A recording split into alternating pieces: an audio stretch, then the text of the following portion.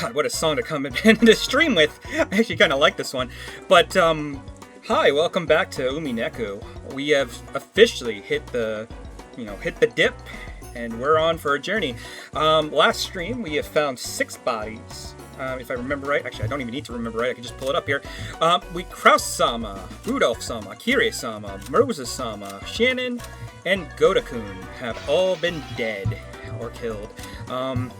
We don't know what's going on. Also, our grandfather is missing, but we don't know anything about that yet. There's a whole big thing about if that, it's making it like, why... The circumstances are weird. Very, very, very weird.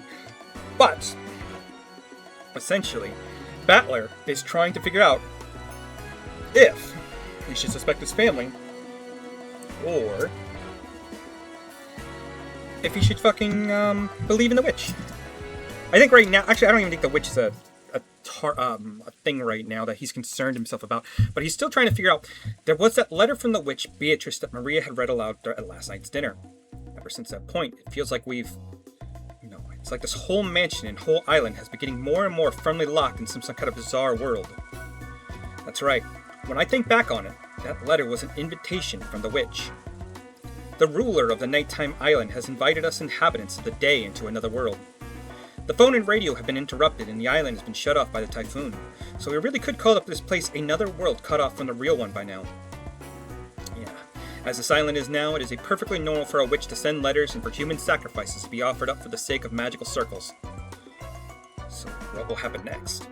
Will some weird people wearing goat masks start doing the Bond Festival dance or something? It's hopeless. It's hopeless. I don't get it. The inside of my head's all screwed up, and I don't even know what to think. Anger, sadness, the opposing emotions all swirled up together, and they started to suck me in. Unable to resist, I could do nothing but cover my eyes with my hands and trust my body and mind as I started getting sucked in.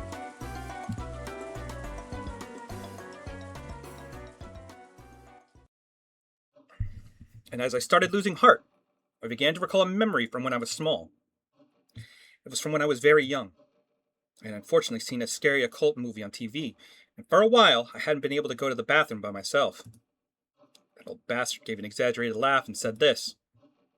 Hey, Battler, why do you think they go to the trouble to make movies like this about demons and the occult and such?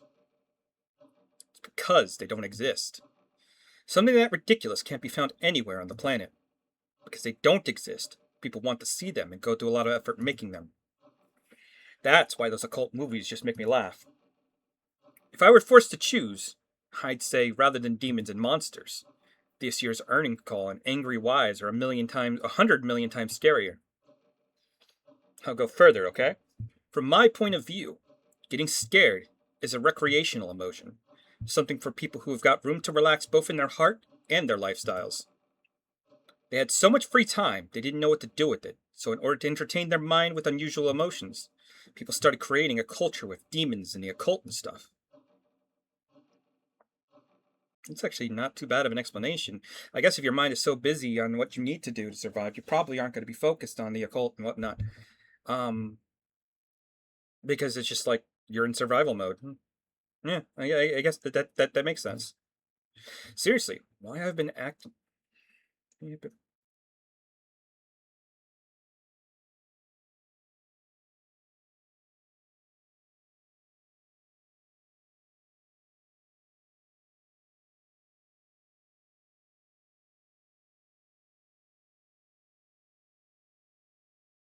Suddenly, why have I been acting so damn dickheaded?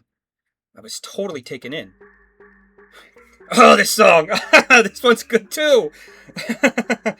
Do, do, do, do, do, do, do, do, do, do.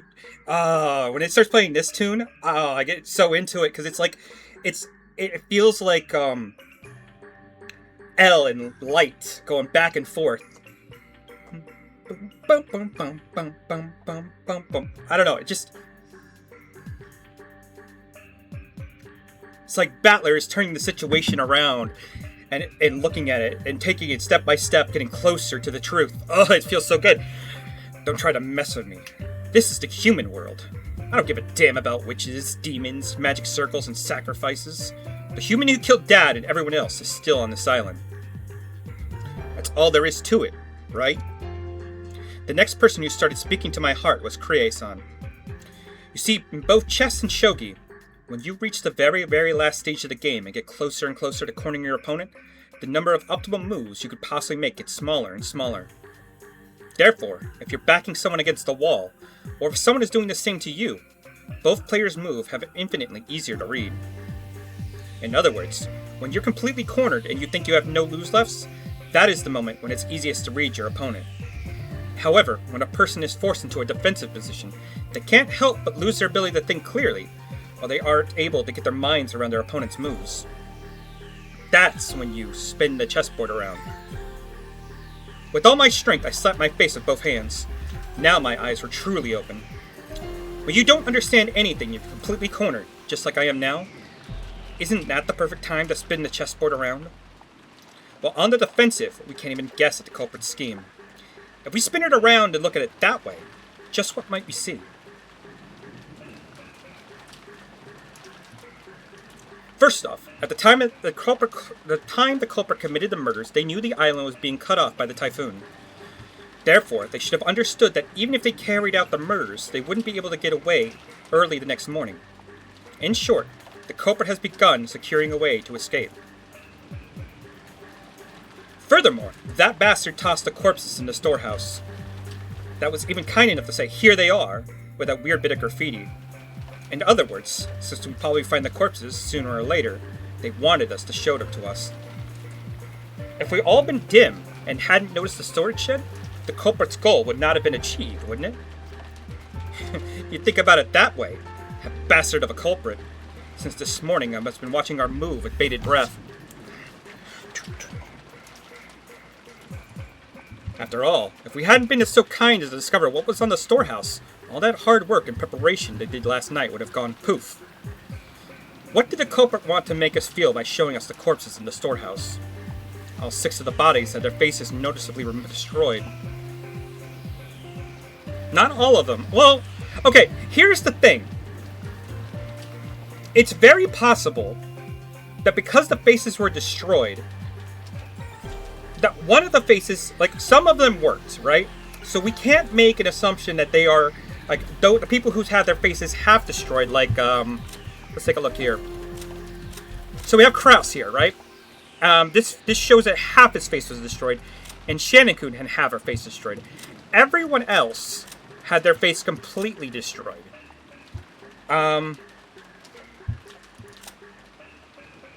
This theory kind of goes out the window with women and maybe Goda-san because he is of a particular larger size. But the idea would be, which you could potentially say, is that one of the people who had their face smashed in, like Rudolph or Kraus, they kind of have, he's a little bit slimmer. He's got some, but then again, it's on a side profile, right? You could argue that one of the corpses whose faces was completely smashed in is just dressed up like the person,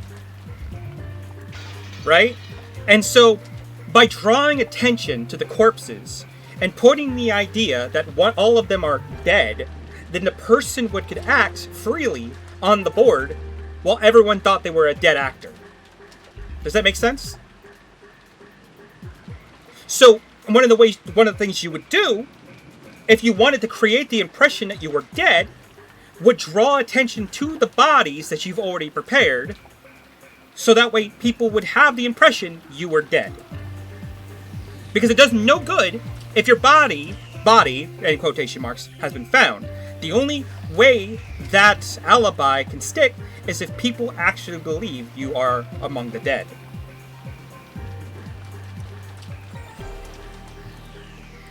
Was it a grudge? A warning. The defacement of the bodies had occurred after death, so it hadn't been the means of which the culprit had killed. See, again,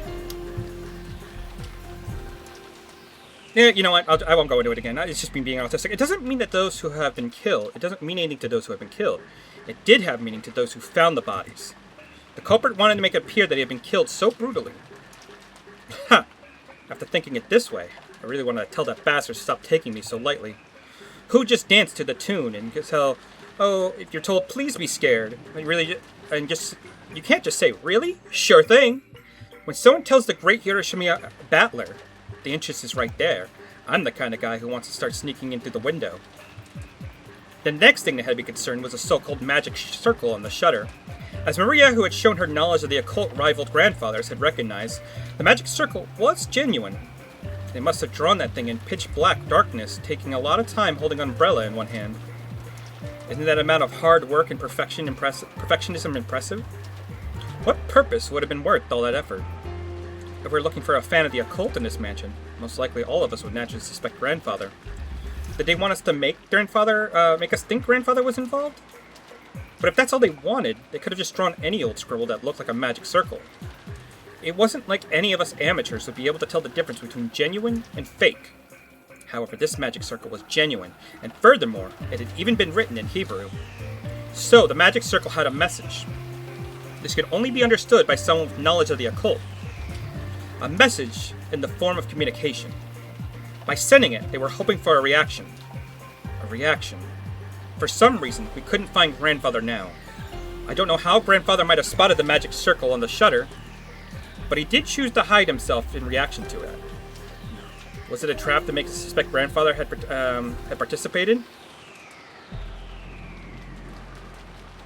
You could really read it either way. Damn, that's annoying.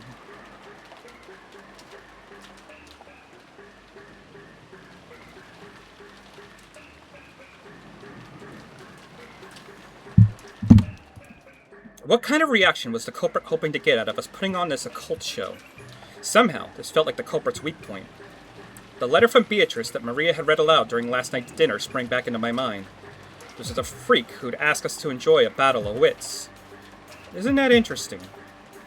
It's a battle of wits between us and the witch. Will we be sucked out by her occult game first? Will we be sucked out by her occult game first? Or will we pull off her fake skin first? There's a whole day where the typhoon passes. Why not enjoy ourselves?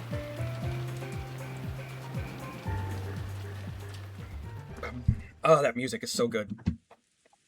I finally noticed that the inside of the parlor had gone quiet again. Everyone had sunk into their favorite sofas, some deep in thought. Some irritated, some acting depressed. Maria was once again enjoying the TV as if she never left it. It looked like she found the commercials more fun than the boring program, and she happily yelled, "Ooh, ooh," and giggled. I stared at each person's appearance in turn. If there isn't a 19th person, the culprit must be in this room.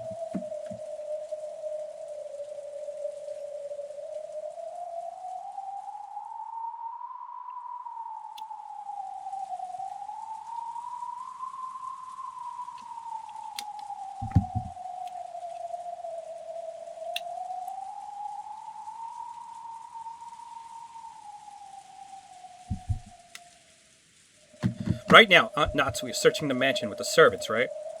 Then we shouldn't say, in this room. In this mansion is where the culprit has to be. After all, it's possible that Aunt Natsui was behind this. We still can't deny one of the servants might be the killer.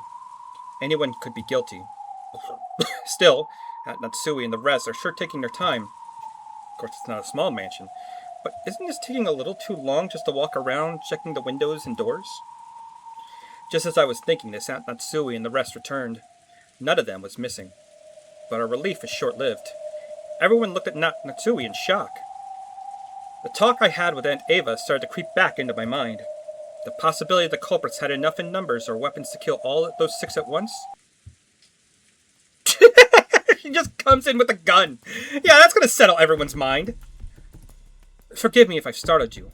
I brought this to prepare for the worst. After all, the thing in Natsui's hands was that is a shotgun, not a... I guess it's a lever action? I have to look at it. It looks like the back end is a lever action, right? Maybe it's a rifle. Because this is the trigger. Her finger... she's got... Let's be honest. This is very poor handling. Because she's got her finger on the trigger, looking like she's about to squeeze it. But if you look behind it, it kind of looks like a lever action. So maybe it is a rifle. I could be wrong. Kind of just looks like a shotgun the way she's holding it, though. After all, the thing in Natsui's hands was a rifle. At a glance, its silhouette looked like that of a hunting gun. But it was unusually short and kind of looked like a kid-sized weapon. However, it had a weightlessness to it that made it clear it was no kid's toy. A weightiness to it, not weightlessness. That makes more sense. The gun is Kenzo's, isn't it? Did you know about it? That's right. I remember it was in Father's old collection. I managed to find it. Whoa, awesome. That's Sui, isn't it? Is that thing real? Yes, it's real. I can fire live ammunition. Long ago, Father used it to scare away wild birds. That takes me back. Where did you find that thing? No matter how much I asked him to let me touch it, he would never let me lay a finger on it. Oh, Grandfather had one of these? I didn't know that. Long ago, Grandfather was really addicted to cowboy films. That's awesome.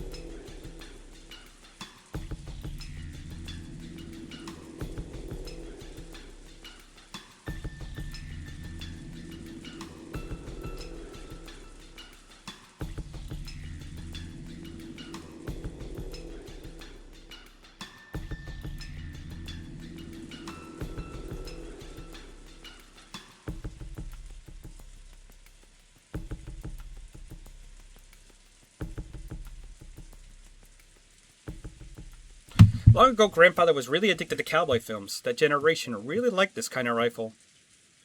Is it a Winchester? I've never seen one that short before. I remember it. It's that gun. It really takes me back. It's one of the Steve McQueen fired off in Wanted, Dead or Alive. Father sure has good taste. It's an item the master ordered specifically from America long ago. As you could see, it's a working gun, so please don't tell anyone about this. Oh, right, because doesn't Japan have, like, really strong laws against guns and gun ownership? Like, really only the police you're supposed to have them? I'm so glad I live in America. I'm just kidding, that's fucked up to say when I'm looking at my avatar, it has 3 gunshot wounds in the chest. I'm glad I live in America. I'm sorry. It's just funny. It's just a little funny. He was quite fond of it after he managed to acquire it. It seems that working that ejected the cartridge was more interesting to him than shooting it, and he played around with it back in the forest all the time. Still, it's rather disturbing. Are you sure you should be dragging this out? Just to prepare for the worst. There was probably more than one offender involved. Furthermore, those horrible people killed 6 of us, including my husband. I had the responsibility to protect everyone until tomorrow, in my husband's place. As Natsui said this, she slumped down into one of the sofas and took a deep breath. She'd been trying to find Grandfather, as well as check the doors and windows. Since Grandfather wasn't with her, she probably still didn't know where he was. I carefully checked all the doors and windows to the mansion. However, we must be prepared for anything. Everyone, I think it would be best if we all remained here. Oh, good point. If everyone's gathered here, then we can all feel more secure by keeping an eye on each other.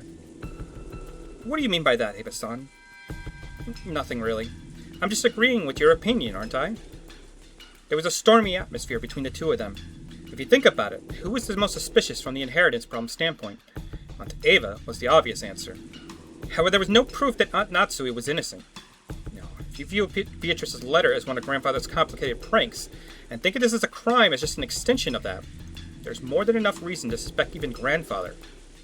Also, Aunt Natsui thought the criminal was on the outside, but Aunt Eva thought the criminal was on the inside. In short, it was a question of whether or not a 19th person exists.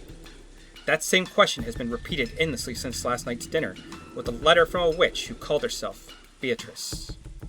So is the culprit among us, or not? And did the witch Beatrice exist, or not? If you assume that something as stupid as a witch can't exist, you're basically saying that one of the relatives here who share a common bloodline is the culprit. If that was too unpleasant, it'd be more like comfortable to simply accept the fairy tale-like character of a witch. A witch. A witch drawing a bizarre magic circle and offering human sacrifices. If I could accept that rubbish, I'd be able to trust all the people in this room. Damn. However, damn common sense got in the way. They kept repeating that witches don't exist. In that case, the culprit must be among us. in the middle of seemingly endless rain, none of us could break the silence.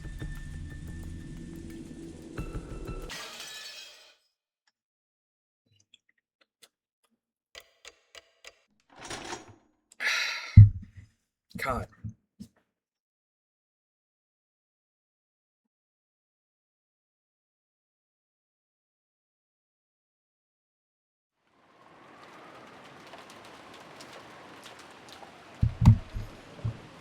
Lunch ended, and the servants removed the tableware and went to the kitchen. The wind and the rain neither weakened nor strengthened, and the island remained cut off from the outside world. At first, it seemed that Natsui planned to stop anyone from taking a step outside the room, but when it came time to prepare lunch, she finally realized this would be impossible. However, in order to avoid having anyone alone in the kitchen, she told the three servants to go together.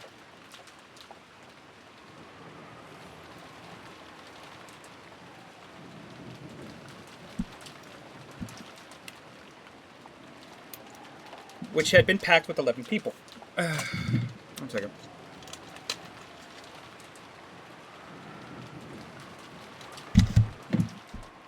Ba ba ba. Ba ba ba. Ba ba ba ba ba ba.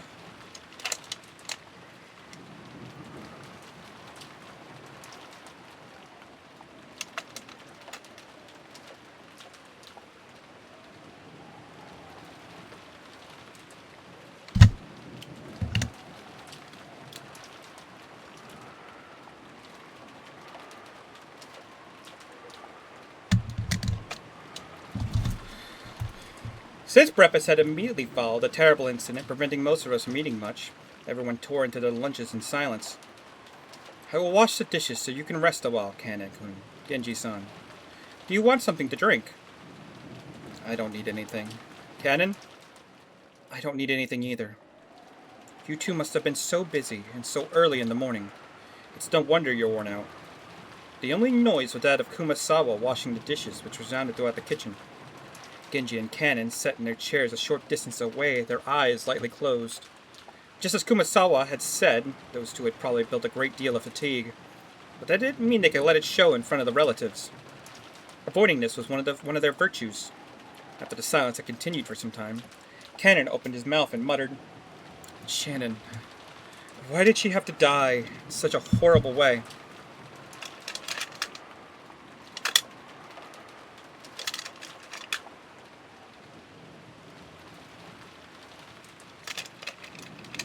Sorry, I'm just...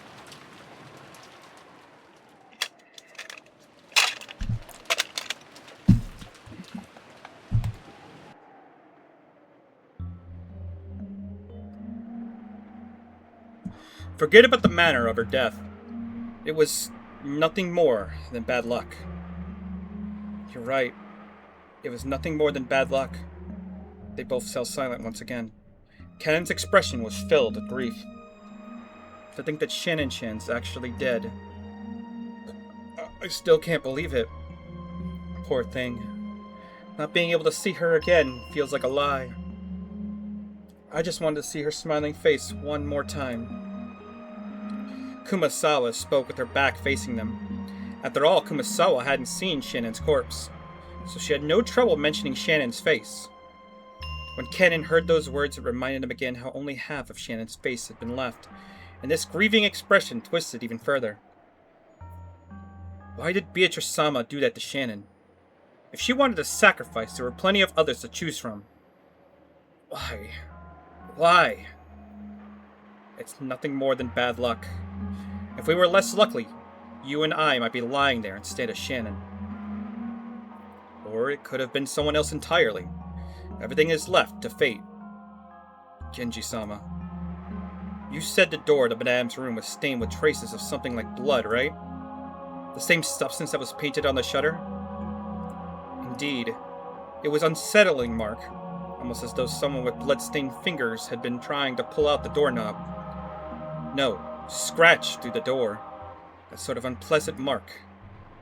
So does that mean Beatrice-sama came to visit Madame's room and tried to open the door, but couldn't? Genji thought back to the time he had seen those traces of blood on the door to Natsui's room. With the substance sticking to the door around the doorknob and the marks of something scratching against the door, it definitely appeared as though someone had tried to open the door but couldn't. How how did Madame avoid being chosen as a sacrifice?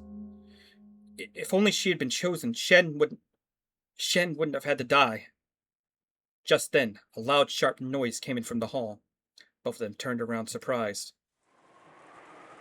That's a pretty interesting chat you're having there. Let me join in too. Before any of the servants realized, Battler was standing in the doorway to the kitchen.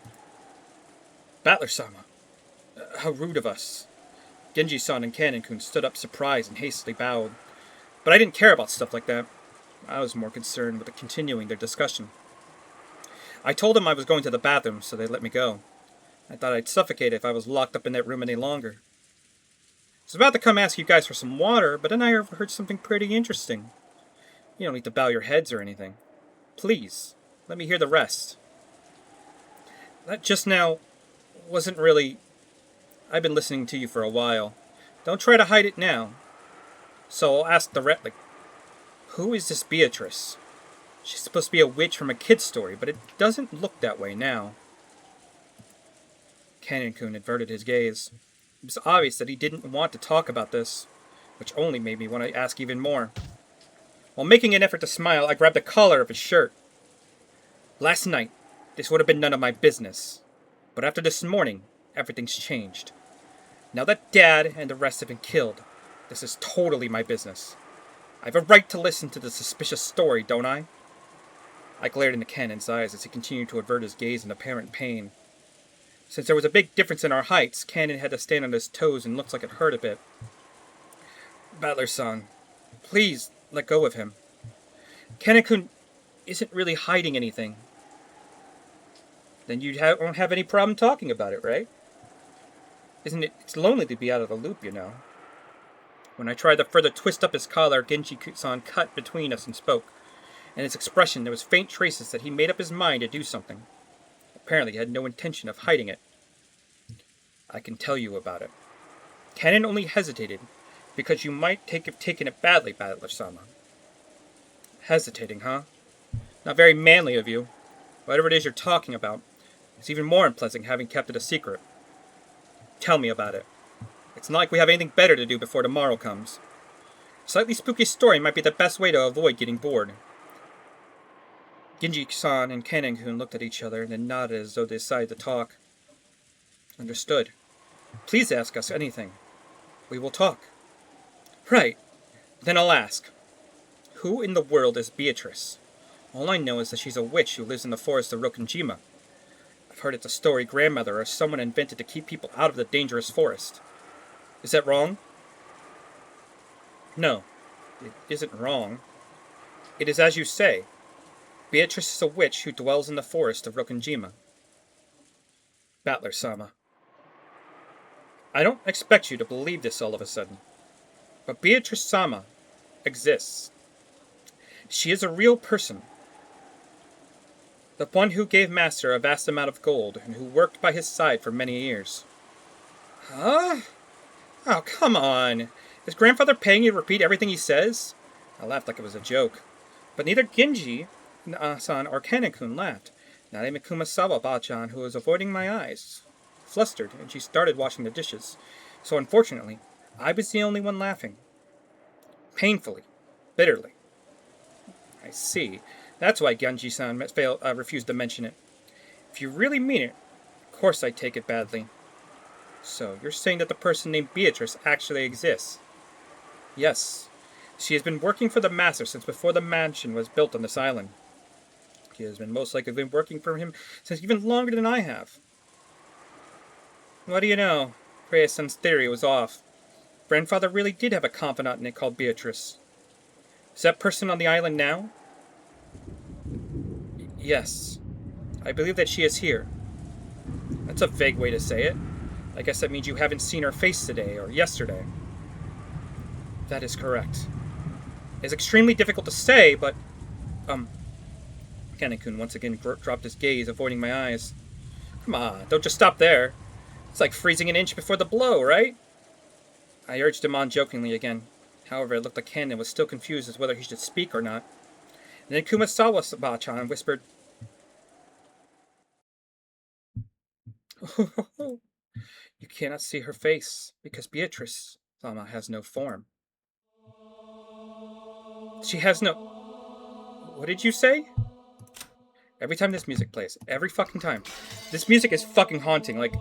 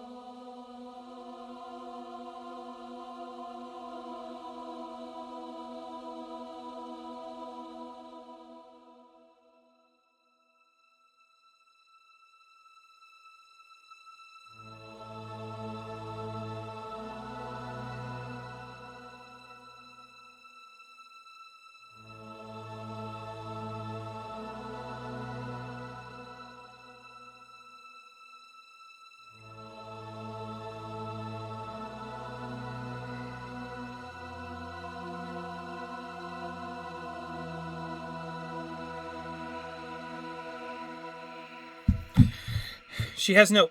What did you say? Beatrice-sama has no body. Therefore, unless Beatrice-sama wishes, common people like us are not able to see her form. I've heard that the portrait shows Beatrice-sama looked like back when she had a human form. It seems he yearned for that figure so much he would often stand in front of that portrait. Beatrice-sama sometimes shows herself by changing her form into glittering butterflies. On the rare occasion that you do spot them somewhere in the mansion, there's a rule that you mustn't chase after them.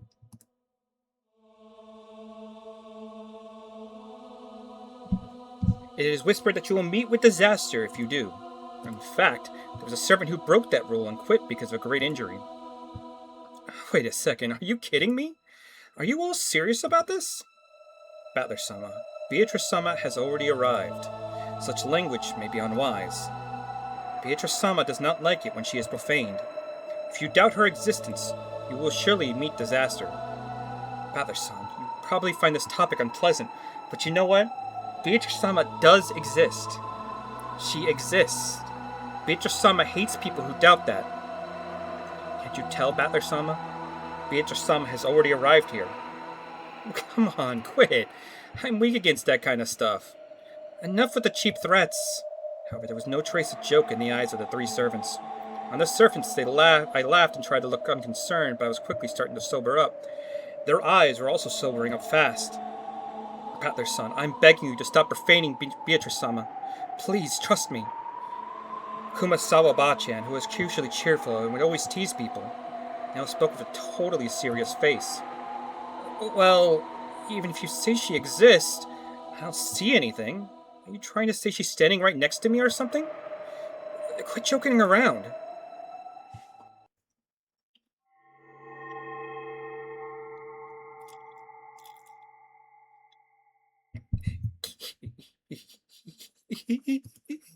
Just then, an unnerving laughter filled the kitchen.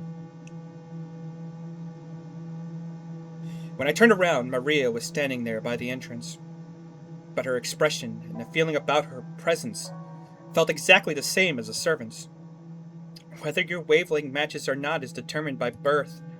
Battler, you were born with a mismatched wavelength. That's why you can't see her. That's why you can't meet with her. And that's why you can't talk to her.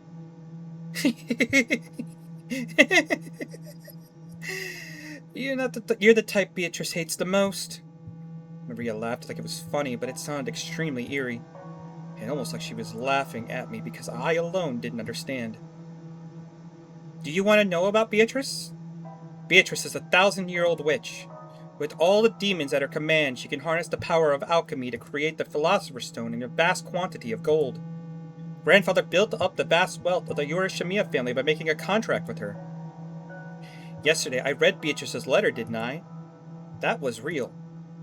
I guess it's pointless for me to try and force you to believe. After all, it looks like you were born without a trace of the sixth sense.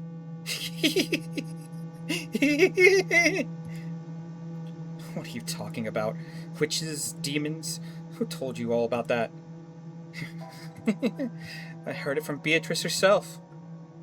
I can't do that laugh. It's so weird. I can't. I gotta feel that emotion in order for me to laugh realistically, and I just can't laugh on command without it sounding weird. Maria kept doing that unpleasant laugh. However, the servants who watched over this didn't even blink. She heard it from that witch in the portrait adorning the entrance. Maria kept laughing in an eerie voice, as though this was nothing more or less than the truth. Maria, it might be rude to ask, but I'll ask one more time, okay? Who gave you that letter yesterday? I got it from Beatrice. How many times must I tell you before you understand? You don't get it, do you? You can't see it. You can't believe it, can you? Just then Maria's laughter suddenly stopped. Battler, you still don't understand. Beatrice-sama exists. She exists, you say? But where? Like I said, Beatrice-sama exists here. That's right. Now that I think about it, I've been feeling for a while now that the servants' eyes have been pointed quite in the right direction. I figured they were staring absent-mindedly, but that wasn't the case. The four here, Genji-san, Kanon-kun, Kumasawa-san, and Maria, everyone except me, was looking at a spot right behind me. Holding my breath tightly, I slowly looked over my shoulder. Of course, there wasn't anyone there. I've known that the whole time. However, everyone in the room except me was focusing on that point as if there was someone there. Beatrice is the mighty golden witch who has lived for 1,000 years. But since she can't show her form to humans for the long wavelength, she can't talk to them. And you know what? That's really sad. It means she truly despises it when people like you, who are born without a fragment of the abilities needed to sense magic, deny that she exists. You're lucky, Battler. Good thing I gave you that charm yesterday, right? Do you realize what kind of curse Beatrice would have put on you now that if you hadn't been carrying it around? You really are lucky, Battler. Oh, that scorpion keychain? I thought that was just some cheap gift or something, but you're saying it really had some power. If it weren't for that, you'd be lying in that storehouse as a sacrifice with your face crushed by now. You really are lucky, Battler.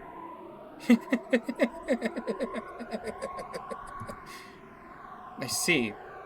So went for that, I would have been killed by now? Battler, why don't you believe in Beatrice? Even though she exists. Right now, over there, look. Hey, I bet you want to believe it now. Believe it. And thank me for giving you that charm. Went for that, you'd be in the storehouse right now. But then, maybe you would have saved someone else in exchange, right? Right then, I burst into laughter. Playing witches was pretty fun up till a second ago, but unfortunately the last one seemed too much for me to gloss over. It's all useless, isn't it, Maria? If that's true, I'm sorry, but it's all useless. When Maria saw me and suddenly started laughing, she stopped. Even though she didn't understand what I was laughing at, she realized it wouldn't be pleasant for her. I thought it might hurt you, so I didn't say it earlier, but... Well, I thought I put that charm you gave me in my pocket. But I must have dropped it somewhere. So the charm can't be the only reason I'm alive now.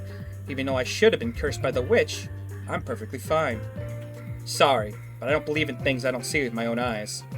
Sixth senses? Wavelengths? Magic sensitivity? Sorry, but I don't believe in fake stuff like that. When I hear the girls in class start talking about how good or bad their ability to sense the supernatural is, it pisses me off. I don't know how much of grandfather is paying you, but if you're trying to talk to me into joining some cult, believe me, you won't be able to do that easily. Battler-sama, you guys are free to believe whatever you want. However, when it comes to things I believe, I'm the one who decides. The one who decides is always me. Sorry, but I cannot believe in something as shady as Beatrice until I've seen her with my own eyes. I spoke forcibly and sharply, and Maria started cackling again. Well, that's just fine, isn't it? Eventually, even people like you with totally mismatched wavelengths will be able to see Beatrice. Very soon, she will revive. Beatrice will revive. Once that happens, she promised to talk with me and play with me a lot. There'll be absolutely no need for you to doubt or force you to believe. She will appear very soon. It also doesn't help that she's like a little girl, so I have to do like, even if I try to do like a creepy girl laugh, I just can't. I don't have I don't have the ability to do it.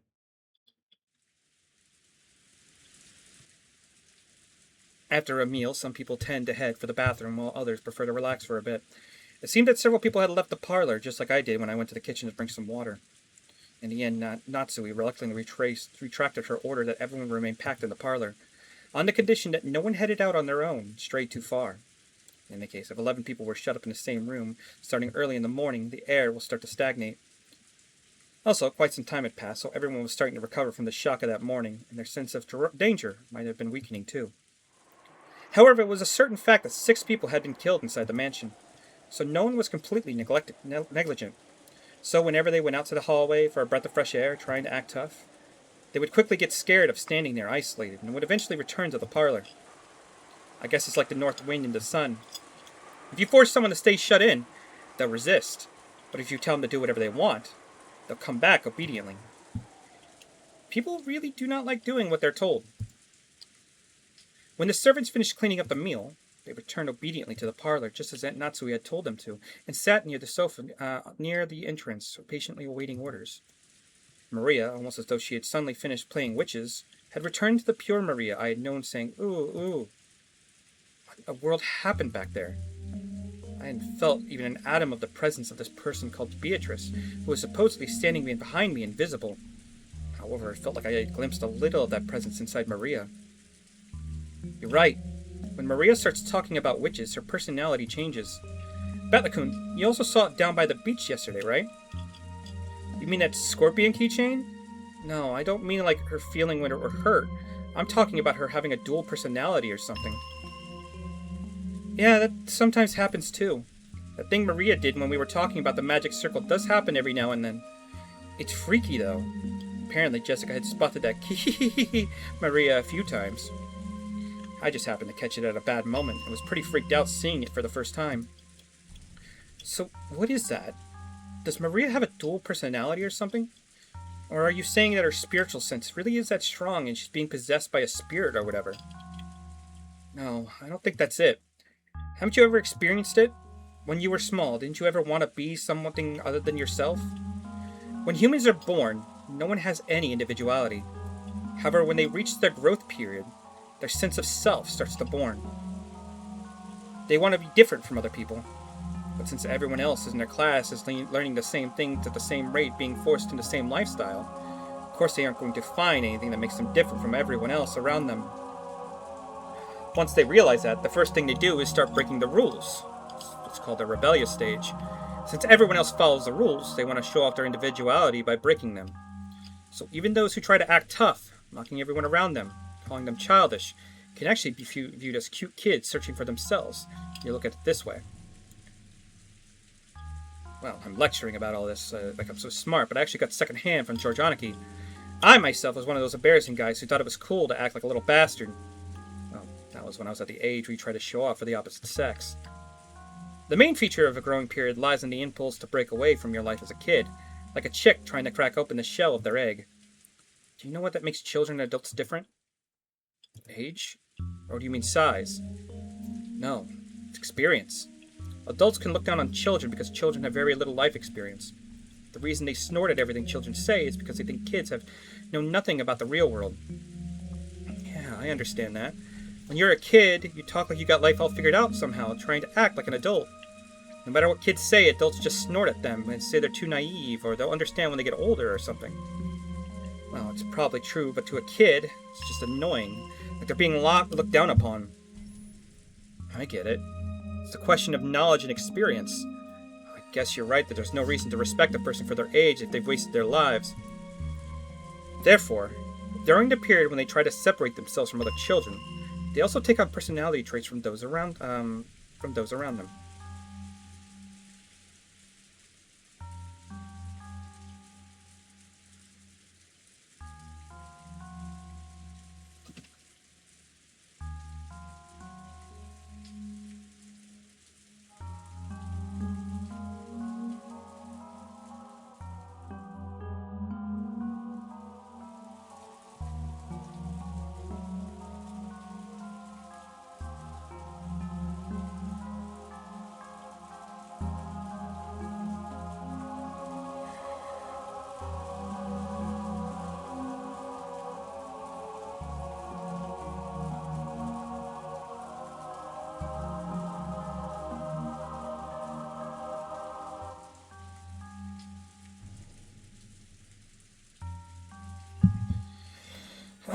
Also try to take on personality traits different from those around them, as if knowledge and experience is what separates kids and adults. I get it. So if they know something no one else knows, it becomes a part of their identity.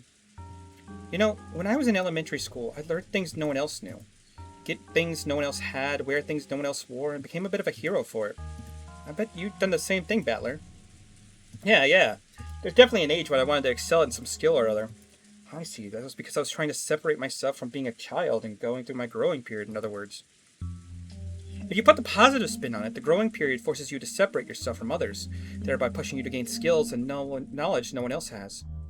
This is also interesting from a sociological standpoint, because people hate being like everyone else. They try to learn skills other people don't know. In this way, society can acquire a broad range of skills it needs to survive. The quality of the gods' programming is truly splendid. Surprising. But unique personality traits can also be negative, right? Like you say everyone in class was studying hard and I was the only one slacking off, trying to stand out? Okay, that last bit really was true about me.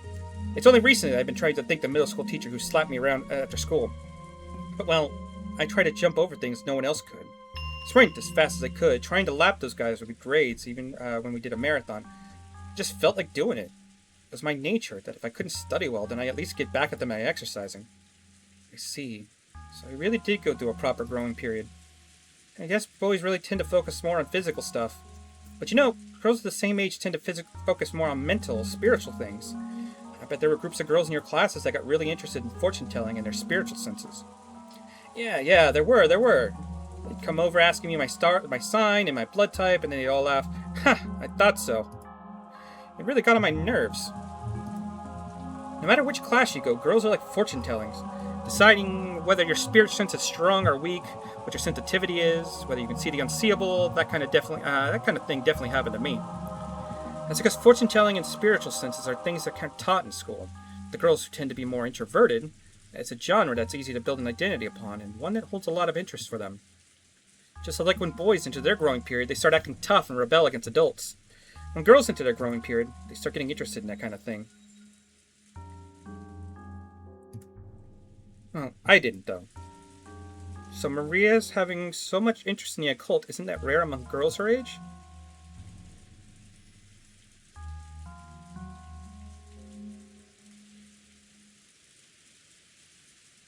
Even if you accept that, I wonder if it explains that creepy dual personality thing. Actually, I think I'd probably get accepted explanation more or less. As you said, becoming an adult means gaining knowledge and experience. So to gain that, it's necessary for children to learn all sorts of things and break free from childhood. However, there are certain convenient delusions that we see often in the world of children, both now and in the past. Do you know what I mean? You see it all the time in manga and anime, right? It's kind of like that. Like you've got memories from a previous life that started to resurface. Like you're being possessed by the soul of the great something or whatever. Oh, or it could be that sleeping gene that gets awakened? Or maybe a sealed power or memory returns, all things? For some reason, stuff like that really popular at that age. Why is that? All those other examples that you just mentioned are illusions that let children immediately add to the sum of knowledge and experience. If a 9-year-old girl, she has a 1,000-year-old witch possessing her, then she gains a 1,009-year-old identity. So basically, studying is annoying, but these delusions are convenient for people who want to brag about having a skill that no one else has, amazing the people around them. So you could just brag about something without having to work hard or study. I see. Isn't that like a kid's greatest dream? Furthermore, in their desire to separate themselves from being kids, they always project an image of their ideal self. It's not rare for the desired self to become an alternate personality. Even you, Battler-kun, probably had a slightly different personality at home and at school, right? It's probably embarrassing for if your friends at school saw how you were at home. At school, you try to project yourself as you want to be, but at home is where your true self is, where you're your true self. So in other words, I'm changing my personality depending on the situation. Are you trying to say having multiple personalities is actually really common? As a girl with a fan of the occult might say, you're being possessed or awakened. Honestly, there are some kids who change the personality so much it's creepy. And so boys do it too, right? Guys who say they've blown their top and suddenly turn into some overplayed violent character. I bet they think it's pretty cool, but it's painful to watch. Let's sum all this up. So you're saying that even a girl about Maria's age shows a creepy second personality like she did a minute ago. It isn't such a rare and unusual thing. Simply put, that's right. Identity is an important factor when building one's sense of self. If you can make fun of it, it could actually cause children to go back into their shells. So it's important to go along with them to some degree. Although the broad-minded of a parent determines whether they play along in full or not. Hanaki, I can't believe you're single. You sound like you've already raised kids through middle school. So I wonder if Aunt Rosa also knew this much about Maria's dual personality. She knew about it. Just between us, Aunt Rosa really hated it. She said it was unpleasant and Maria was increasingly isolated from the rest of the class. So anytime Maria started talking about the occult or laughing like a witch, she'd slap her. And it looks like Maria stopped talking that way in front of her. Maybe that thing back there was just a little girl game from a girl facing her growing period. Just a girl trying to show she was different and independent by holding witches and witches in the occult. And since she wanted to be different from herself, young as she was switching between normal personalities and personality of her ideal, a witch. At first, I found that very disturbing. But after being lectured by George Anaki, it felt like there was another path everyone walked down one time or another. I haven't told anyone, but when I was in kindergarten...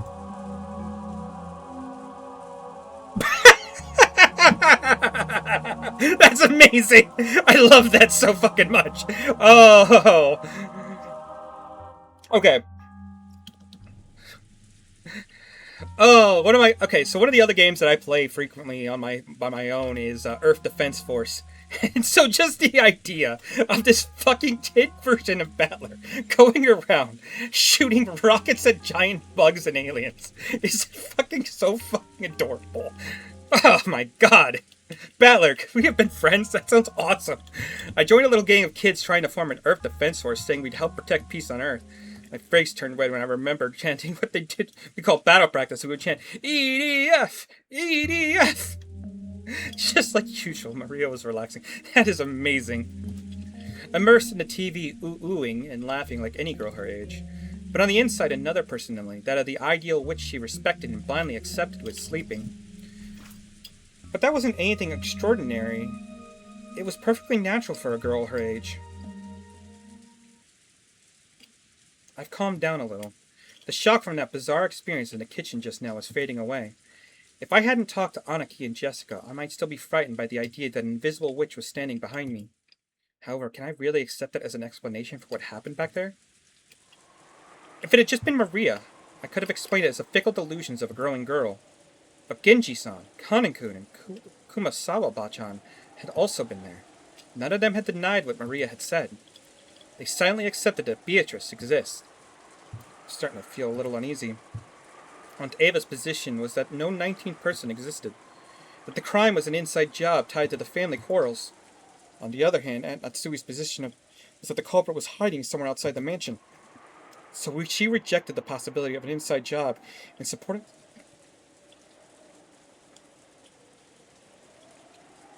What are you doing? You okay?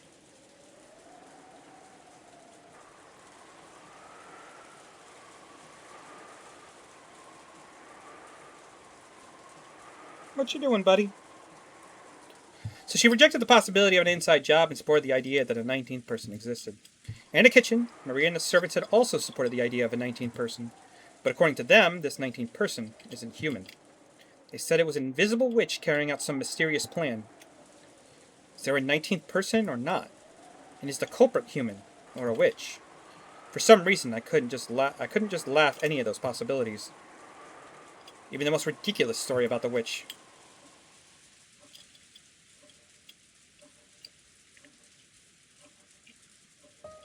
Jessica, all I know about the story of the witch is that the adults made it up to keep kids too scared to enter the forest. But is the story different here in the mansion? I feel the same way you do, okay? I think it's just a stupid ghost stories that parents made up so their kids would listen to them. But I can't deny that the atmosphere inside the mansion makes it a little hard to say it out loud. After all, Grandfather has proclaimed that Beatrice exists. And because of their position, the servants can't doubt it. Even Uncle Kraus and Aunt Natsui didn't want to get into a fight with him, so on the surface, they go along with it. So it's probably fair to say they're doubting the existence of Beatrice as taboo for those who live and work in the mansion, unlike the rest of us who only come once a year. Isn't that right? Jessica took a deep breath in admiration. It looked like Aniki had guessed right.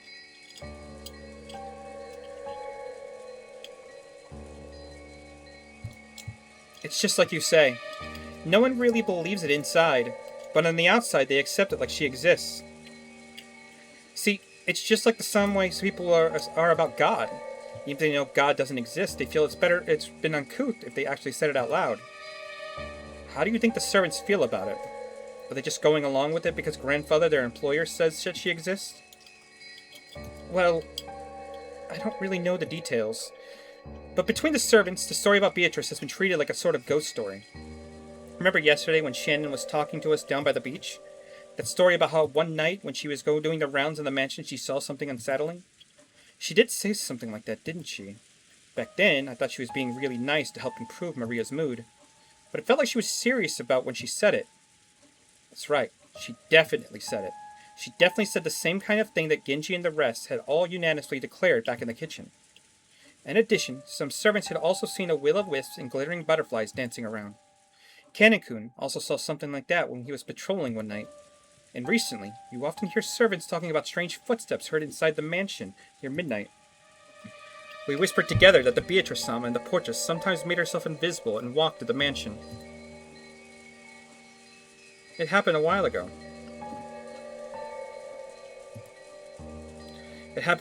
But even when I heard the footsteps while patrolling at night, they resembled these stories.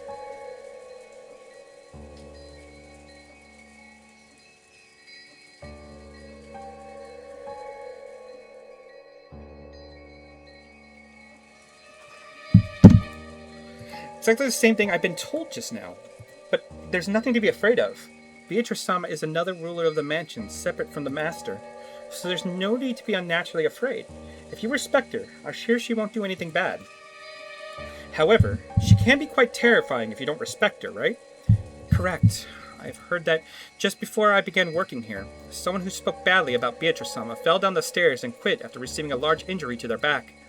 Because of that, there was a rumor about the servants that Beatrice-sama's anger had been brought down upon this person.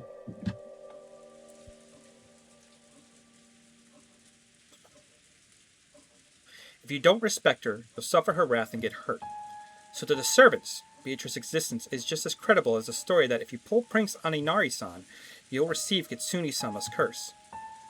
Of course, even though everyone accepts that curses and the like don't exist in the modern era, people are still afraid and still have a little respect for them. You often see it when, in residential areas, someone is building a house. They call a Shinto priest for a ceremony to honor the god of that plot of land. You might think that was a big waste of time and money. It's said that the workers don't do that. A big accident will occur, so they never neglect to do it. You also hear about how if an Inari shrine is carelessly removed during a town replanning, there'd be a curse by Kitsune-sama. I think I've read somewhere that when the occupying forces were trying to expand an airport, they tried to remove an Inari-san that was in the way, and the workers had been struck down by mysterious fevers.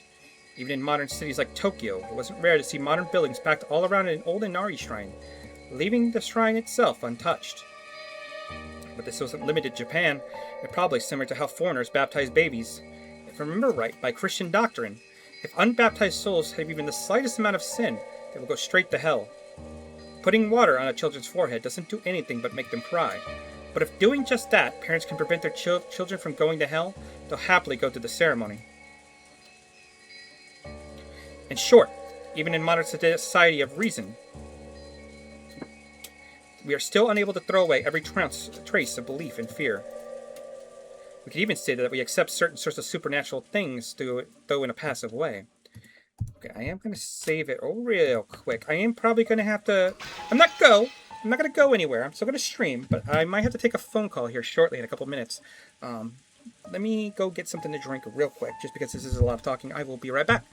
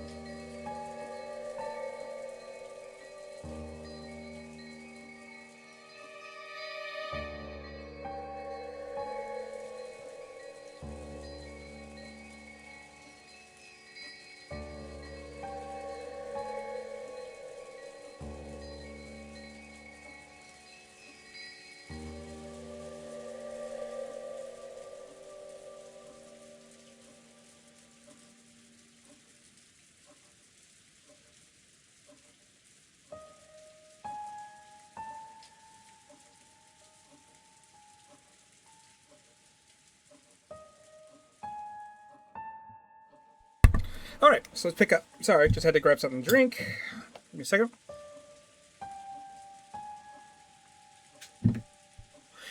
In short, even in this modern society of reason, we're still unable to throw away every trace of belief and fear. You could say that we accept certain sorts of supernatural things, though in a passive way. Maybe the only difference is that on this island, Beatrice is the object of that worship. So in other words, if anything happens that doesn't seem to be explainable in human terms, it's called the work of Beatrice. I think Shannon Chan said it herself. Windows and doors and locks were tightly shut. Okay, give me 1 second. It's too fucking hot in here. Oh, dying. I am so sorry, guys.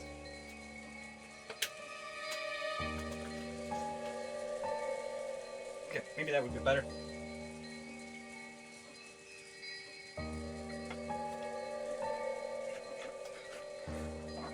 Yeah, a little bit. I think Shannon said it herself. Windows and doors and locks that were tightly shut would be open the next time you went to check them.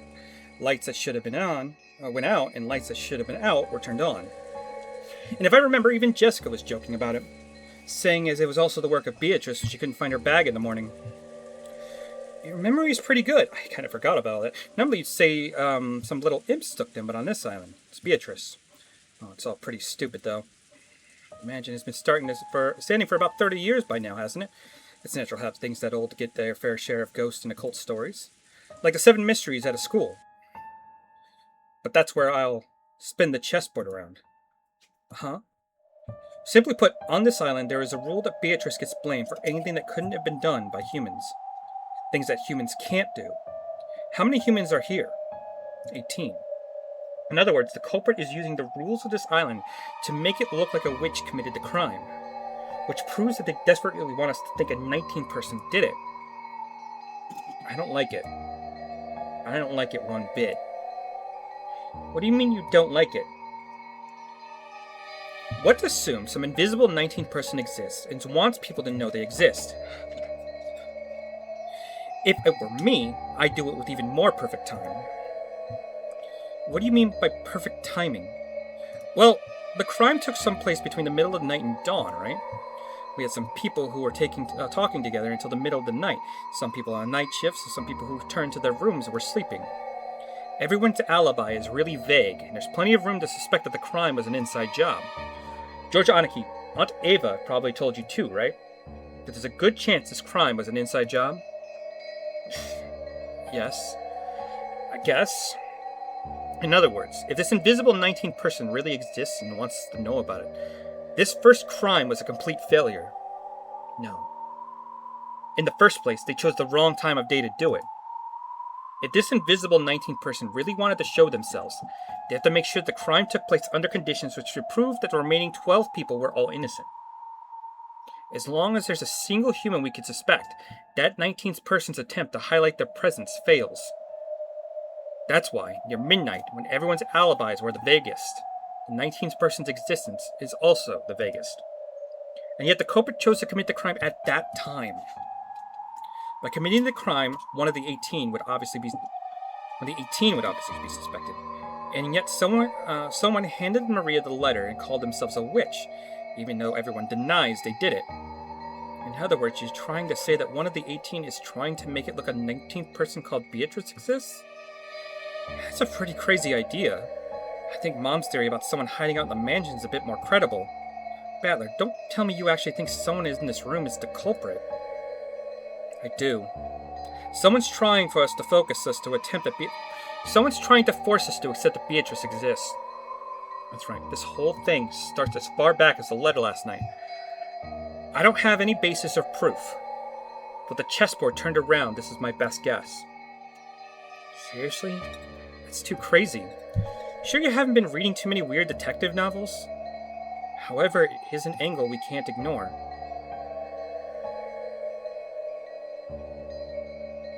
Whatever there's a 19th person or not, the culprit definitely is planning involving the rules about this island. Just now, listening to Battler-kun talk, I remember something that was a little disturbing.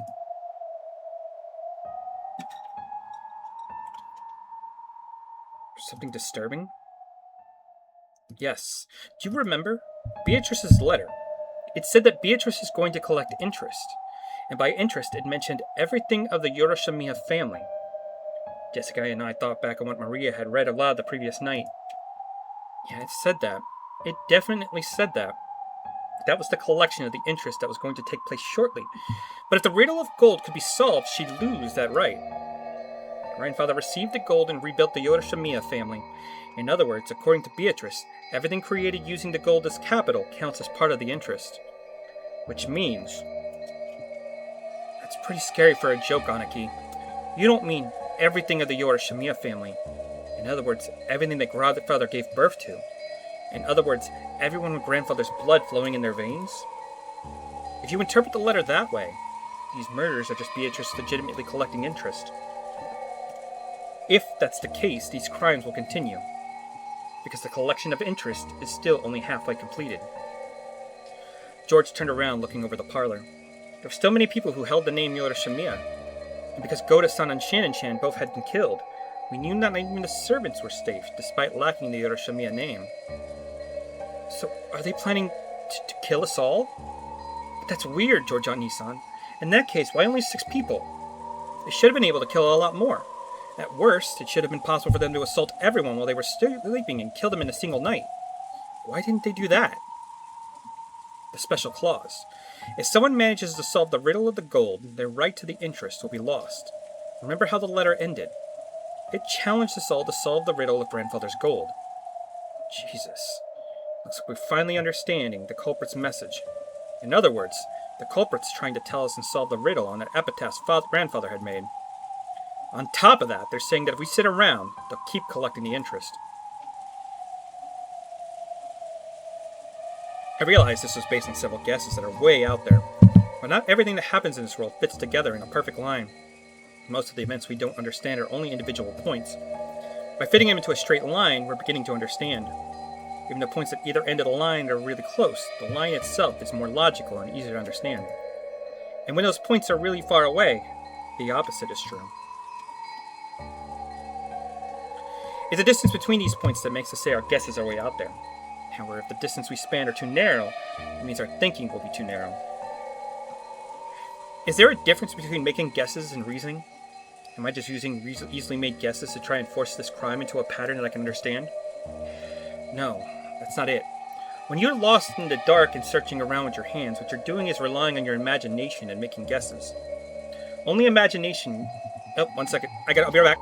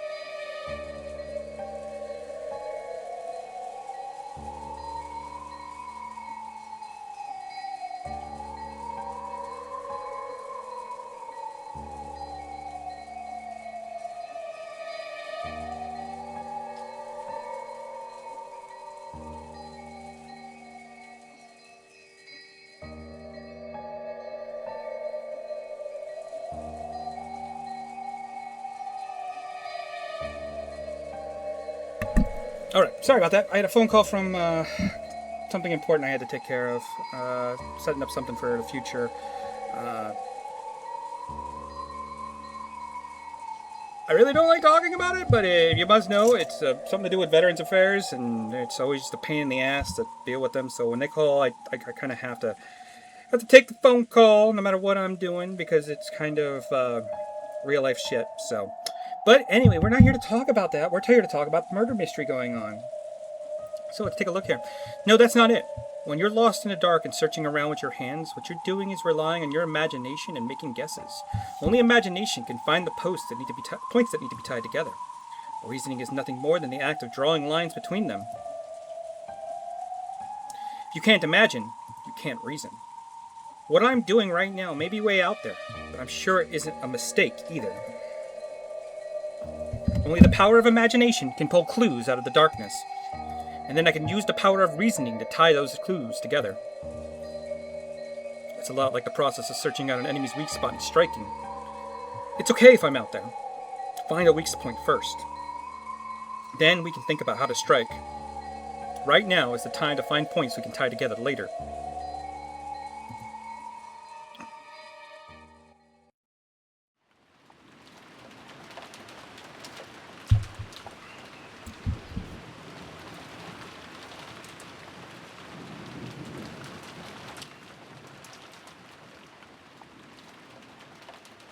For the time being, I put aside whether a 19th person existed, and announced our theory that a goal and a culprit might have been taking our... And announced that our theory that the goal of the culprit might have been to make us solve the riddle of the epitaph. Since Hideyoshi seemed to be extremely interested, but Aunt Natsui said it was ridiculous and dismissed it. Of course, if I think about it that way, even the letter from yesterday makes sense. The motive seems to fit pretty well with the facts. Setting aside whoever it was that gave Maria Chen the letter. Oh, Beatrice exists. Oh. Even though she was puffing her cheeks in the cute way that she was doing since yesterday, I couldn't think of it as cute. If I poked fun at her, it might suddenly transform into a creepy laugh. There is no hidden gold. However, if the culprit is blindly sure of its existence, and if they're trying to make us solve the riddle before snatching the gold away for themselves, then I will agree it makes sense. Or if that were the case, why would they start by killing those most highly ranked in the Yoshimiya family? I see your point. If they wanted to make us solve the riddle, killing those closest to Kinzo-san wouldn't make a good plan to me. That's true enough. And if we're going with that argument, wouldn't it have been quicker to threaten father in the first place? You'd think it'd be faster to just ask the person who wrote it rather than try to force us to solve it. You've got a point there. Still, I think it takes more than your average threat to make father spill the beans. Anyone who knows Kinzo-san well would probably realize he wouldn't bow to ordinary threats.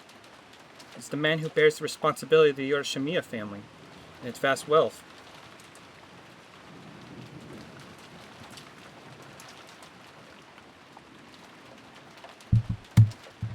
He's been exposed to many threats and attacks in the past. The family only prospers today because he was able to overcome all of them. That's frickin' right. I can't even imagine our grandfather obeying someone because of a threat. Jessica, watch your language. Yes, Mom. In that case, what about this idea? No, wait. Is this one also way out there? I couldn't hesitate. Out there ideas are like bows and arrows. It might be hard to hit with, but it's a great weapon because you can hit the enemies from far away. They say even most people who died in battles were killed by arrow wounds. In a battle, you can't just shoot off one arrow. You shoot a whole bunch of arrows at once, pushing forward toward the enemy troops with a wall of them. So keep shooting, over and over. Create a wall as you push towards the truth.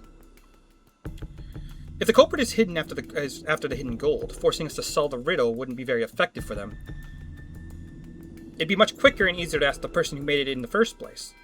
In that case, the question is this all a message directed at grandfather? In other words, these murders were a threat made against grandfather. If he didn't tell the culprit where the gold was, his family members would be killed off one by one. What if we weren't the only ones being forced to solve the riddle? What if grandfather was too? If you think it about that way, it explains grandfather's mysterious disappearance.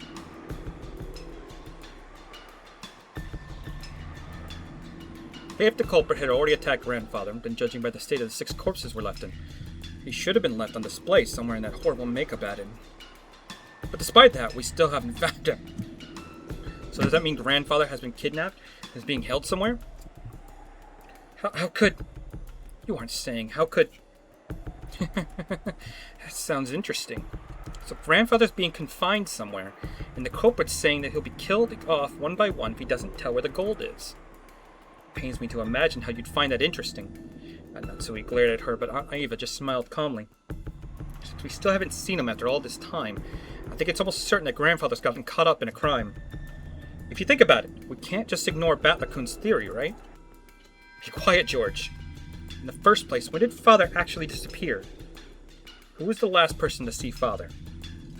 It was probably me. This morning, when we didn't know where my husband and the rest were, we discussed the possibility of them being in Father's study, and I went to check his room and greet him there. Come to think of it, I've been holding the key to the study the whole time, haven't I? Genji, let me return this to you.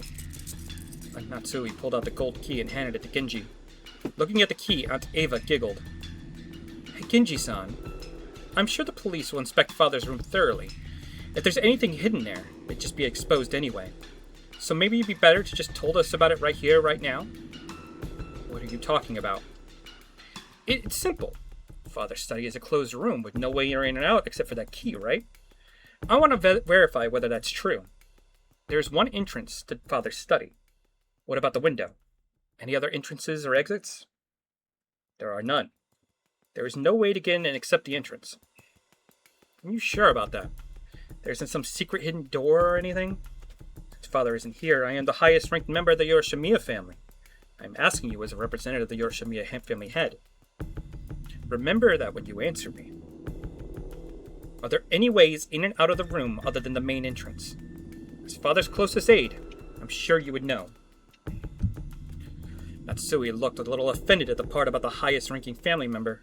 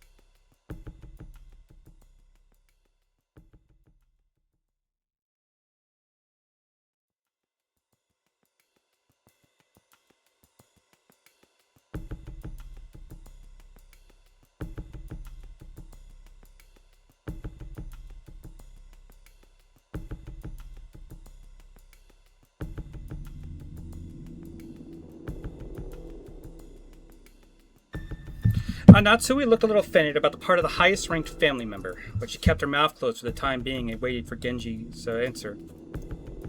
I couldn't help but feel a little uncomfortable. Why was she going on and on about hidden doors? You too, Ken-kun, Kamasawa-san. If you know, why don't you tell me? If there is one, it'd be better for you if you said so. Otherwise, a certain person might be driven into a corner in a second. If we assume that there's a hidden door, then my argument comes to nothing. Aunt Ava didn't specify which person she was about to be driven into a corner. But following the flow of the conversation, I'd feel she was referring to Aunt Natsui. Mother, what are you talking about? George, stay quiet for a bit. What do you say? Genji-san, Kanen-kun, or Kumasawa-san? Is there a hidden door? Or not? Genji-san had been remodeled. Genji-san, when you remodeled Father's study, you must have overseen the construction. I won't let you say you don't know. There is nothing like that in the master's study. You sure? What about Kanen-kun? Who's allowed to wear the one-winged eagle? That's right. I'm sure. There is no such hidden door in the master's study. Kumasawa-san? No, I haven't heard of such a thing. What about Dr. Nanjo?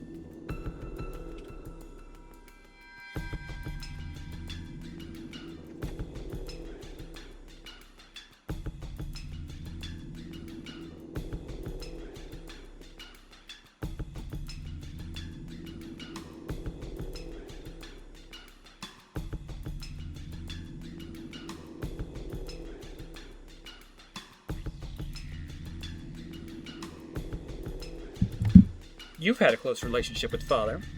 I have never heard of something like that. Very well then. So are you ready? Let me begin. It's very simple. Everyone tilted their head doubtfully, wondering what Aunt Ava was starting to talk about so proudly. Aunt Ava laughed triumphantly as though she were about to reveal a secret only she knew. Natsui Nisen was the last person to spot Father, right? I forget the exact time, but I think it was a little before 9 in the morning. Nisan, do you remember? I ran into you just as you were coming out of Father's study, right? Yes, I remember. What does that have to do with anything? And when was the next time you went to Father's study? That was after we found the body of Nisan and the rest, right? Together with me, you went up to the study to report that, and we discovered that he wasn't there. By the way, Nisan, at the time, when you went to the Enter Father study, did you notice anything? Notice anything? What are you talking about? Come on, you picked up some trash, right? A folded receipt? I do seem to remember picking up some trash. How is that relevant? I got that receipt from when I bought some candy at a store before arriving at the airport. Aunt Ava pulled a small bag of candy out of her handbag. The receipt from the candy you bought back there? But Mother, what does that receipt have to do with anything? George, stay quiet and listen a bit longer. Uncle Hideyoshi's expression was a little strict. Apparently, he understood what Aunt Ava was getting at. It really was just a whim. I definitely didn't foresee anything. I tried to set up a trap for Natsui Nisan or anything like that. Actually, about that receipt, Nisan, you remember bumping into me right after the last time you saw Father, right? At that time, I wedged us into the door to the study. So, what does that mean? Are you saying no one opened the door until Aunt Natsui picked up that receipt? Wait a second, Aunt Ava. Wedging a receipt would be obvious. It's possible that when Grandfather opened the door, he noticed it and found it amusing and stuck it back in the door. Jessica Hurley argued back. She still didn't really know what this was all meant. Are you okay? Still, she didn't really know what it all meant, but she realized that whatever it would raise suspicions about her own mother. Of course, I folded the receipt very small so that no one would notice it. But even if you assumed that he saw it fell, there's no way knowing how high up the door it had been stuck, right? I checked it while Natsui Nisan was taking the key out. The receipt was still stuck not 1 millimeter away from where I put it. I can't understand why you pull such a childish prank. I bet you weren't the one who. I bet you were the one who did that prank on the door to my room too. The door to your room? It was unpleasant to talk about, so I never mentioned it. But I woke up in the morning, there was signs of some prank on the outside of my door, which is what was probably the same red paint that was scribbled across the shutter. There were some unpleasant marks as though someone had been tearing at the door. Wait, what's this? Why'd you keep quiet about this till now? My apologies. Since so many horrible things have occurred since then, I had completely forgotten about it until this moment.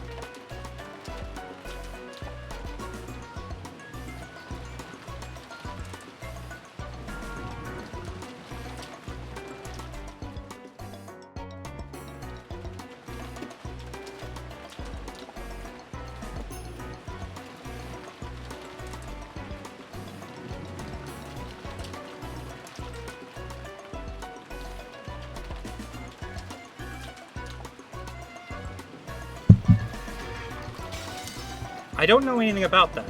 I'm not talking about your door, but the door to Father's room, right? Between the time you confirmed that he was in his room and the time we confirmed that he wasn't, the door wasn't opened even once. How did Father get out if he didn't use the door? I don't know about that. That's what I want to know. Natsui-Nisan, other than you, who else checked to see if Father was in his room? Last night, the last time I met Kenzo-san was when we were playing chess, so I was with them until just before dinner.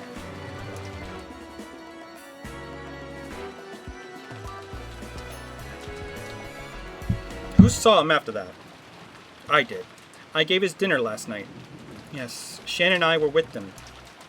So at the time, Father was still definitely in his room. However, Natsui-Nisan, when you found out he wasn't there, the looks in all ways in or out of the study were closed, right? But even so, you said you met him this morning. I don't understand why everyone's become so gloomy. Could someone please explain it to me? Father and Mother, are you saying what Natsui's saying about meeting Grandfather this morning was a lie? Like hell she'd lie about that. Mom's guiltless. Why would she lie? Jessica. I keep telling you to watch your language. All at once, the whole room was in an uproar. Aunt Ava, Aunt Natsui confronted each other across the parlor table, with George confronting Jessica. What the heck's going on? Many people spotted him last night, right? But since this morning, the only people who claim to have seen Father is Natsui-Nisan. And there's a strange fact we learned from my receipt. So how can we connect these points together? Aunt Ava urged everyone to imagine it. Sure, that receipt would become an important point, but I don't know what other points to tie it to or how. We tried searching an answer Aunt Ava probably wants. We'll find that Aunt Natsui lied and acted as though Grandfather was in the room this morning. Has that fact been exposed by the whim of Aunt Ava's? I don't get it at all. Why would Mom have to lie? She had no reason to, right? That's what I want to know. But Jessica-chan, you can't be sure she had no reason to lie and say Grandfather was in the room. After all, you see it in mystery novels every now and then. The trick where people fake their time of death to create an alibi for themselves. What are you talking about? I've never heard of that. We still haven't found Father yet, but it's pretty natural to assume he's already been killed. If that's true, then there's no doubt we'll find his corpse soon. At that point, the time of death could be cleverly faked, and Natsui-Nisan would be able to create an alibi. Do you understand? Everyone? This morning, when Aunt Natsui confirmed that Grandfather was there, she lied. And he was already dead at that time? And that he moved the body to some other location and tampered with it so we could find it, and we think he was killed just a second ago. That'd make it possible for her to create an alibi, even though just staying here with the rest of us. Then she could say I heard someone screaming, dash over there and become the first to find the body along with everybody else. Is that what Aunt Ava's saying? Ridiculous. After all, detective novels are merely books for the purpose of entertainment. You can only think of such a decent idea because you read them all the time. That's right. Even if she did try to fake the time of death a little, all that would be blown away in an instant once the police did their autopsy. It might have worked in the past, but do you think that trick would work in modern Japan? It doesn't make sense. You think so? This morning when Dr. Nanjo looked at the corpses, he was only able to give a vague estimate of the time of death, right? Autopsy reports are very easily affected by the environment and individual differences. It's a very relative estimate with an uncertainty of several hours. And unfortunately, the police scientific investigation will have to wait until tomorrow. It wouldn't be easy to measure the correct time of death so accurately, even in modern Japan. Isn't that right, Dr. Nanjo? Examining course is an extremely difficult task which requires both experience and instinct. I've heard that there is a very high chance of mistaken diagnosis. I imagine it's very possible for misreadings of just a few hours to occur. However, for an alibi, that's more than enough. It's an old trick. It's a trick that works well enough. So we Nissan. It's not like we want to suspect you, okay? We just want you to prove your innocence so we don't have to suspect you. That's a really fucked up way to do it. Prove your innocence or you're a witch!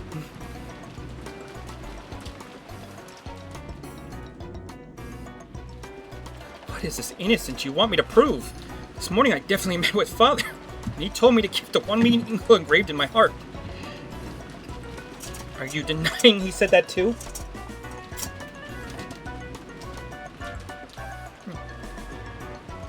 Will certainly not permit it. I won't let you deny that father said those words. Or maybe father's body won't appear anywhere. Normally a person has to be missing for several years before they're officially dead.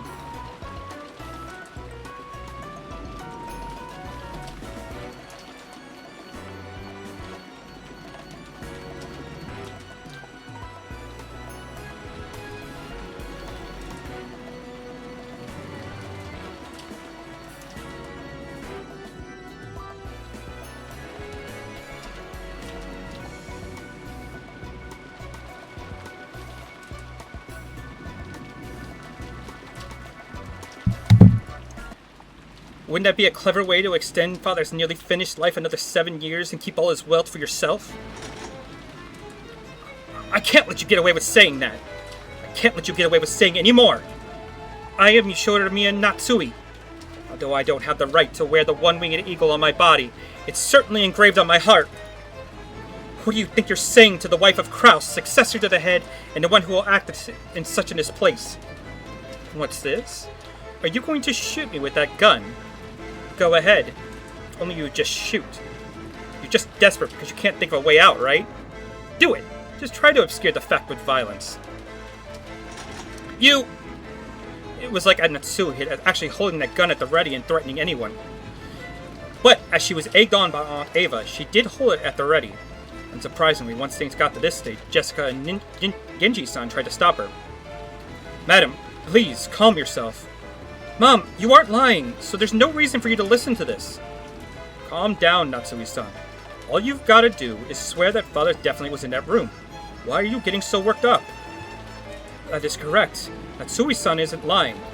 Shouldn't that be the end of it? Then I want you to explain. How did father manage to disappear from the room? The window was closed tight from the inside. The same was true for the door, right? This morning, if you really met with father, then you must explain how father disappeared from this unopenable door closed room scenario. If you don't, it means you're lying after all, right? How far do you plan to mock me? If you want to argue back, go ahead. That's right. Try explaining it right here, right now. If you do, I'll apologize for suspecting you. How did father manage to get out of that closed room? I cannot explain it. There's no need for me to do so. Really? Well, let me explain it. Let's take the best parts of my perspective and yours to come up with a more friendly explanation. I believe what you said about father still being in his room this morning. However, the next time the door was opened, father wasn't there. You don't have any objections so far, right? I have no desire to hear any more of what you have to say. Shut your frivolous mouth! My reasoning goes like this, okay? I can confirm that on both occasions you were the only one to go through that door. And the receipt proves it. So, what's the answer to the puzzle of how father left the room? The window. He was sent out the window. Natsui, you threw father out of the third-story window of the study into the courtyard. You! Madam, please, endure it. Eva-sama, please stop this. After that, when you left and said you were going to check the door and windows, you took father's corpse, which had fallen into the courtyard, and hid it. That's probably when you took some measures to fake the time of death, right? This ties with the case regarding Klaus Nissan and the rest, but also the case regarding Beatrice last night. There's a really good chance we've got reason to suspect Natsui-sen in all those cases. Not that I wouldn't want to say this, but now that it's out in the open, there's nothing else I can do. Please, Natsui-san, please explain how you can be innocent. Otherwise, I can't help but suspect you. Why me? Why must I, Yoshiromiya Natsui, be insulted like this? Huh. Looks like we've got everyone's views on record now. It's useless. It's all useless. Aunt Ava. What do you mean useless? Jessica looked up at me, hanging on to every word. Aunt Ava's expression was confident as ever. Useless, you say? What's this? Bat Lagoon. Tell me. You're only convinced it was Aunt Natsui because you're only looking at the case from a single angle. It's not like I'm defending her, but that bluff of a checkmate isn't gonna fly. I think your reasoning regarding the receipt was passable. It's not a bad thread of logic. But I only give it a grade of 65 at best. If this was an exam, it'd be bad enough to get you an extra lesson in detention, right? Oh my. Well, how do you think anyone could break through the door sealed by my receipt and make father disappear? other than by my theory. It's true, your theory is an interesting one. And if you could say for sure there was no way to make grandfather disappear, you probably would be able to prove that the last person to see him, that Matsui, was guilty. However, it's because there's still a possibility she's innocent. These accusations are false. We can't be sure of that. And Battler-kun, are you saying someone other than Natsui made grandfather disappear? It'd be impossible for anyone else to do it. My receipt proved that, right? After the first time she visited its study, and until the second time when she visited together, the study was a perfectly closed room, and when the seal was broken on the closed room, he was already missing. If that doesn't prove she's a culprit, what kind of trick could that have been used? Like I said, Aunt Ava, only 65 points. So let's try spinning the chessboard around, shall we? The question isn't how someone managed to get grandfather disappear from the outside. We should think about how grandfather disappeared from the inside. The door had a receipt stuck in it, so couldn't have been used. He also couldn't have gone through the window because he can't lock it from the outside. And when Aunt Ava visited the study to check to make sure it was locked, so when the window wasn't used. At that point, the study really was a closed room. We had to accept this. However, the study didn't remain a closed room forever. Once the seal created by the receipt was removed, it'd be possible for someone to escape by the door. In other words, the question is how Aunt Natsui made grandfather disappear. We need to think about how he was able to escape. Grandfather's study isn't an ordinary study, right? According to Genji-san, there's a toilet in a kitchen and even a bedroom, almost like a little house. For example, if he was standing under the bed, and the two of you only thought he was missing. Aunt Ava, even you didn't check that far, right? And then the two of you went back down the stairs thinking he wasn't there. At that time, the receipt was already gone. In other words, if grandfather was hiding in his room the whole time, it was a closed room. And escape after letting the two of you go past him, we cracked the closed room wide open. What are you talking about? Why would father need to escape the room in such a bizarre fashion? Don't be absurd. Yeah, it might be absurd. However, it still shows there's a possibility Aunt Natsui is being falsely accused. Your receipt wasn't perfect. And chess, we might call that a check. But it isn't checkmate. But the thing that really pisses me off is how you're pressuring Aunt Natsui to explain it, and calmly saying that she must be guilty if she doesn't. If you want to go down that road, then why don't you let me? You should maybe me a battler spin the chessboard around one more time. Aunt Ava, according to your own argument, you must explain to us why you and Uncle Hideyoshi couldn't have killed those 6 last night and then casually returned to the guest house. You've been trying to force Aunt Natsui to explain, so I'm sure you can prove your own innocence, right? Especially now that all of grandfather's wealth has suddenly plopped down right in your hands. That's right, you're suspicious enough yourself, aren't you? If you say Mom's suspicious because you were the last person to see him, then what about you, Aunt Ava, the last person to see Dad and the rest? Just like Battler said, prove that you two weren't the ones who killed him. Mother, I also think your reasoning was a little overeager. I'm sure that the receipt was an important hint. But like Battler said, that's not enough to prove Aunt Natsui was responsible for some plot. We're all equally suspicious. It's not right for only Aunt Natsui to be persecuted. Our proud father crawling under his bed. You call nonsense like that an explanation? In that case, why don't you explain first? Who killed those 6 and how, and try showing proof that you weren't involved?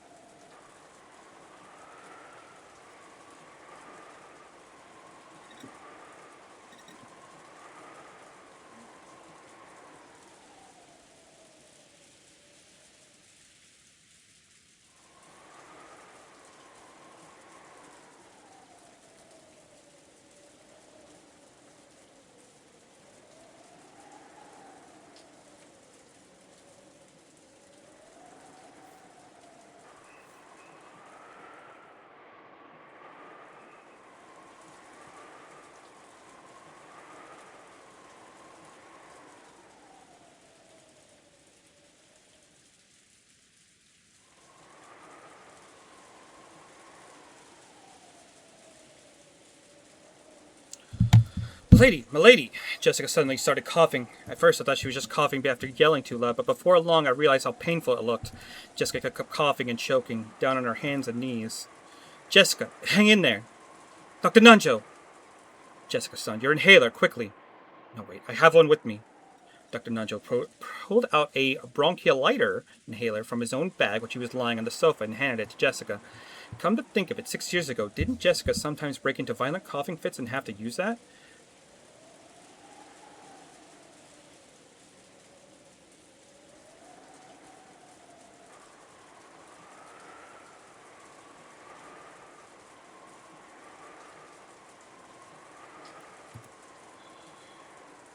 Aniki, was Jessica's asthma always this bad? It's gotten a lot worse after these last few years. It's no problem when she's normal, but when an attack comes suddenly, she can't stop coughing anymore.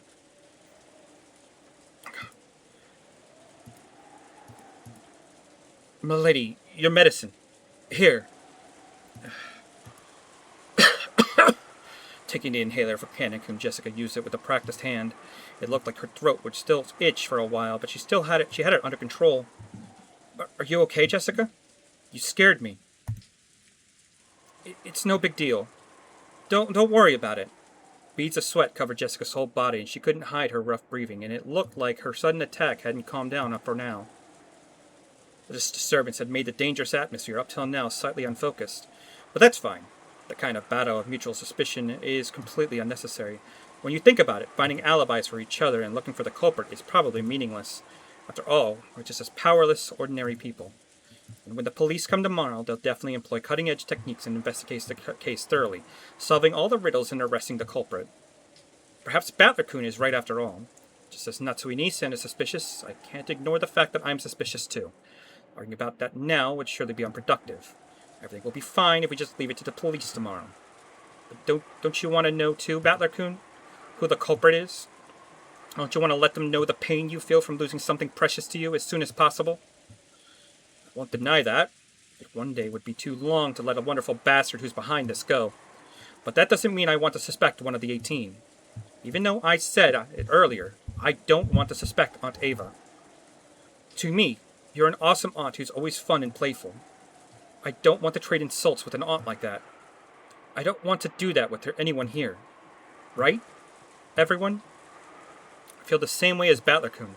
It's pointless to trade insults. It's probably just the stress built up because so many people have been crammed in one place since morning. Probably.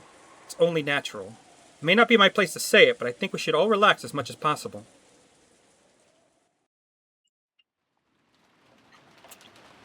Okay. So I actually think this might be a good point to stop. It's getting kind of heated. A lot of people are starting to suspect each other. Did Natsui lie about meeting grandfather? Or is Ava just up to some tricks to kind of get the blame off of her? Hideyoshi, who's also pressing on Natsui, would have, want to assist his wife after all. So, who knows? Maybe they're in on it. There's something going on between the two of them. Or maybe Natsui is fucking lying, and the whole thing with her and Krause's argument from before kind of built some bad blood with, because she's not actually Urashimiya. But, that being said, I'm going to save it for there, and I appreciate you all watching next time. I don't know, hopefully it's one of the things with the murder mystery, right? At some point you hit a wall, there's no real clues to go on, and then, really, the only thing that can happen is wait for more victims, so maybe you can draw more patterns. Not that I want to see anyone else die, but this is a murder mystery after all. Anyway, I'll see you all next time. Have a good one. Peace.